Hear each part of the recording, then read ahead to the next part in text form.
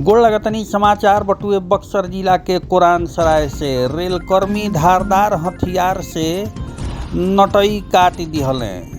2 गो मासूम के बेसहारा छोड़ के भइले फरार। मायके वाला मुअल देह लेके पहुँचले बक्सर। खबर का बा सब बताई भोजपुरिया समाचार। चैनल पो नया बानी तो सब्सक्राइब कली, फेसबुक पेज को देखतानी तो फॉलो कली, यूट्यूब चैनल पो देखतानी तो भोजपुरिया समाचार सर्च करके सब्सक्राइब कली। यह खबर के प्रायोजक बा गॉड ग्रेस CBSE स्कूल चौगाई, अत्याधुनिक सुविधा से लैस। जी हाँ, बक्सर के कुरान सराय निवासी रेलकर्मी के पत्नी के असम में संदिग्ध जान चल गई। मायका वाला पति पे ही हत्या के आरोप लगैले बाड़े। घटना के बाद से हत्या आरोपित पति राहुल कुमार सिंह फरार बाड़े। घटना 2 दिन पहले के जब वो सरकारी क्वार्टर में पत्नी के धारदार हथियार से नटई रेती के फरार हो गए। राहुल कुमार सिंह असम के रंगाई रेल डिवीजन में बतौर सहायक स्टेशन प्रबंधक कार्यरत बाड़े। शनिचर के आरोपित के खोजत मृतका के मायके वाला उनकर मुअल देह लेके आरोपी पति के पैतृक गांव कुरान सरैया अइलन। एहिजा आरोपित पति ना मिलन, खाली उनकर विधवा माई ही घर पे अकेले रही। मायके वाला माई के साथ जम के बवाल भी मचैलन। एह दौरान स्थानीय लोग के समझावे बुझावे के बाद उ शांत भइले।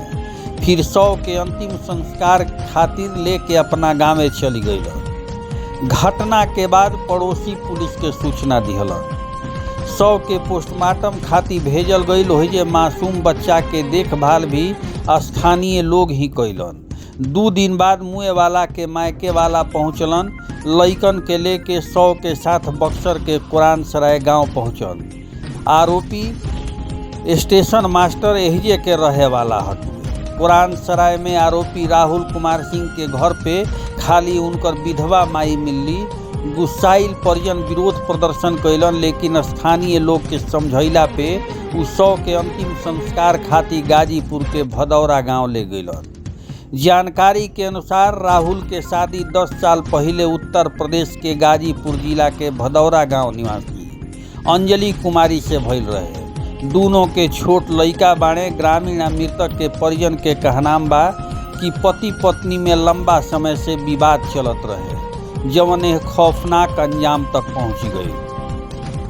कुरान सराय थानेदार अमित कुमार बतैनी कि परिजन के शव लेके गांव आवे के जानकारी पे पुलिस भेजल गई, लेकिन वो पहले ही जा चुकल रहन। घटना के बाद से आरोपी राहुल कुमार सिंह फरार बा, ओकर तलाश कइल जा रहल बा। बतावल जा रहल बटुए कि कुछ शंका जवन बा तवन पत्नी पे भी लोग करत रहे। ई लोग के पारिवारिक रिश्ता शुरू से ही अनबन में चलल। बतावल जाता कि कई बार छूटा छूटी तक के स्थिति आ गई, लेकिन फिर भी ई लोग के सामाजिक दबाव के चलते रहे को मजबूर भई लोग।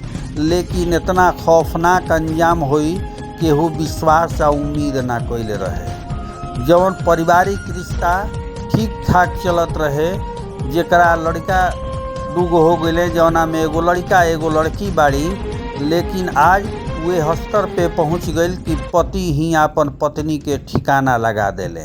एकरा बाद वो मौका से फरार हो गई।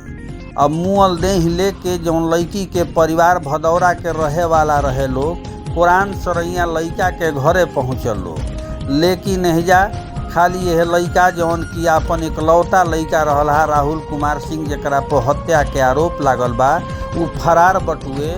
साथे साथ घरे एगो विधवा माई रही, उनकर भी हालत ठीक नहीं थे। परिजन अपना साथे एह मृतका के शरीर के लेके भदौरा गांव चली गईले। अब का स्थिति भइल कि जवन एहे रास्ता पे मजबूर भइले राहुल कुमार, ई तो जांच के विषय बटुए। लेकिन जवना तरीका से आजकल रिश्ता में खटास आवता, रिश्ता टूटत बटुए, रिश्ता जवन बटुए अंजाम तक पहुँच जात बड़ुए। एकर का कारण बा सही से समाज के ढूंढे के होई, तब जाके ऐसन कुल घटनाक्रम पे लगाम लाग सकी। बाकी रउरा सबके का लागता कमेंट बॉक्स में जरूर बताई। चैनल पर नया बानी तो सब्सक्राइब करी, फेसबुक पेज पर देखतानी तो फॉलो करी, देखला के बाद खबर के शेयर जरूर करी। यूट्यूब चैनल पर देखतानी तो भोजपुरिया समाचार सब्सक्राइब करी, देखला के बाद शेयर करी ताकि देश ना विदेश तक पहुँचे। बहुत बहुत धन्यवाद।